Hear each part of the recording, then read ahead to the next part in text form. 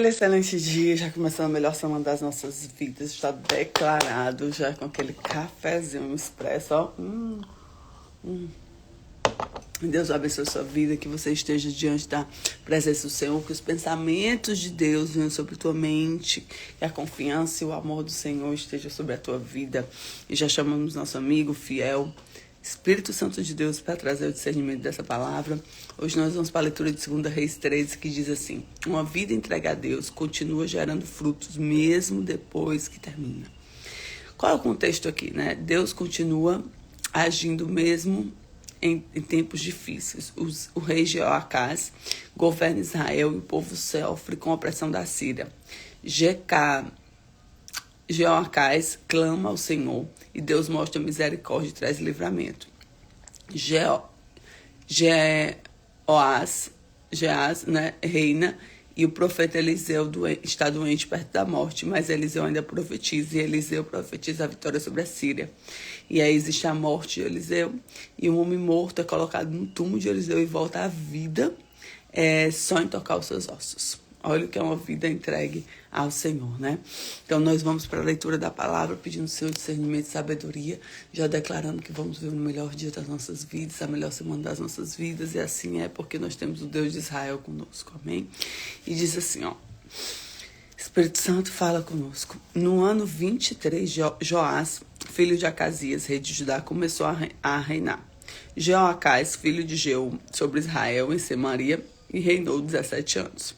E fez o que era mal diante dos olhos do Senhor, porque seguiu os pecados de Jeroboão, filho de Nebate, e fez pecar Israel, e não se apartou deles. Pelo que a ira do Senhor se acentuou contra Israel, o qual deu na mão de Azel, rei da Síria, e a mão de Ben-Hadad, filho de Azel, todos aqueles dias. Porém, Jeoacás suplicou a face do Senhor, e o Senhor ouviu, pois viu a opressão de Israel, porque oprimia o rei da Síria. E o Senhor deu a um salvador de Israel. Os filhos de Israel saíram debaixo das mãos dos sírios e habitaram nas suas tendas como dantes. Contudo, não se apartaram dos pecados da casa de Jeroboão, que fez pecar Israel, e andaram neles. E também no bosque ficou em pé em Samaria. Não deixou Jeoacás mais povo, senão só 50 cavaleiros, 10 carros e 10.000 homens de pé, porquanto o rei da Síria os que tinha destruído, que feito como pó trilhando-se.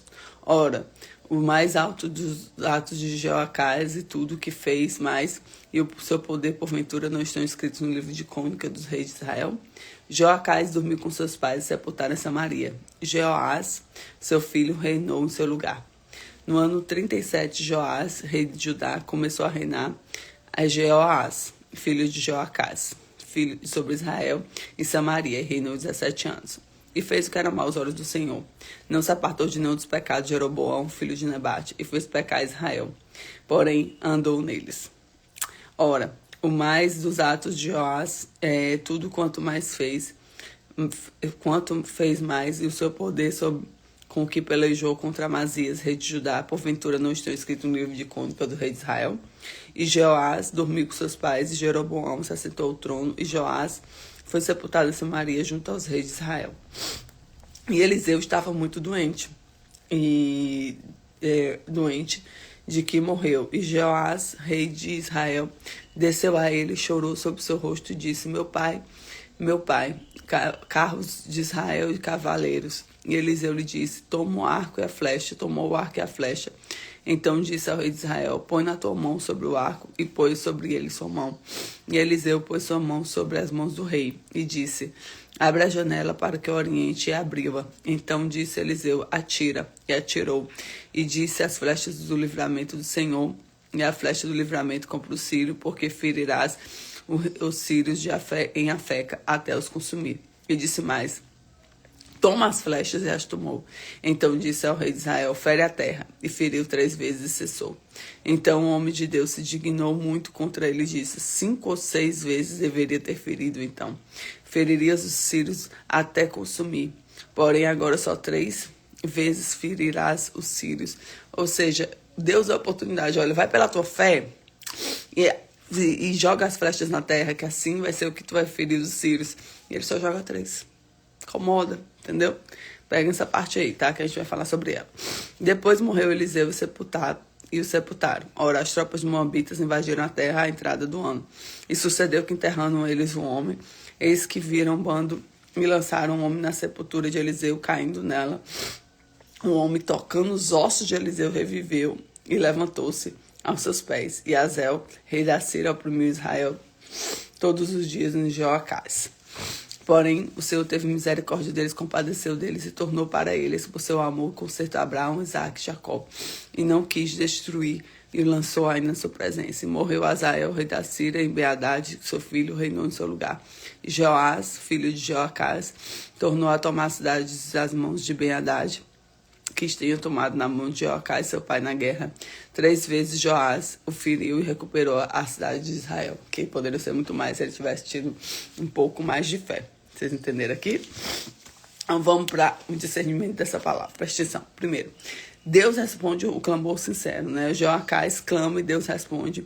E sempre é tempo de buscar a Deus, né? Deus nunca vai estar assim disponível para nós. Sempre Ele vai estar disponível a partir do momento que a gente tem o nosso coração voltado a Ele. Segundo, a misericórdia de Deus é maior do que os nossos erros. A graça de Deus continua disponível. Nós temos a graça dele disponível o tempo inteiro, né? E aí, ele vem, aí o profeta Eliseu vem e traz mais uma vez, né?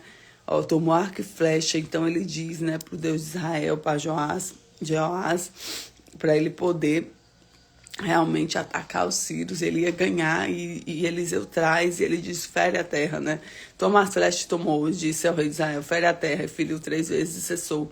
E aí ele se dignou, meu Deus, que pouca fé que você tem, entendeu? Assim, às vezes nós estamos assim, com pouca fé, sabe, assim, com pouco buscar de Deus, com um olhar ainda muito limitado do que Deus pode fazer. Nós temos um Deus de Israel, Deus que Ele faz abundantemente mais do que pedimos ou pensamos. E é sobre isso que nós devemos andar, amém? Então vamos lá, a fé limitada pode limitar as experiências. Eliseu bate a flecha no chão e só bate... Eliseu fala para ele bater as flechas, né? Abre a janela, ó.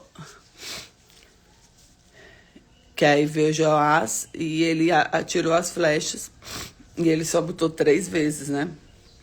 Então, ele bate 3 flechas e Deus podia falar mais do que imaginamos. O nosso legado espiritual continua, que Eliseu ele morre. E o que acontece? Ele morre e aí Joás, filho de Joacás, tornou a tomar a cidade e ele é sepultado. Ora, as tropas moabitas invadiram a terra na entrada do ano, e sucedeu que, enterrando eles um homem, eis que viram um bando e lançaram o homem na sepultura de Eliseu, e caindo nela o homem, todos os ossos tocaram no Eliseu, reviveu e levantou sobre os seus pés. Então o homem reviveu só por tocar em Eliseu, entendeu? Só nos ossos de Eliseu. Então o legado espiritual continua após a vida. E uma vida dedicada a Deus deixa um impacto duradouro. Então vamos declarar hoje, Deus ainda faz milagres, Deus ainda faz milagres, Deus ainda faz milagres. Glória a Deus, glória a Deus, glória a Deus. E que nossa vida seja dedicada ao Senhor. Nós declaramos que nós vamos viver um tempo de bênção e de glória, um tempo abençoado, um tempo cheio do Senhor, e que a graça dele esteja sobre nós, que a presença dele esteja sobre nós.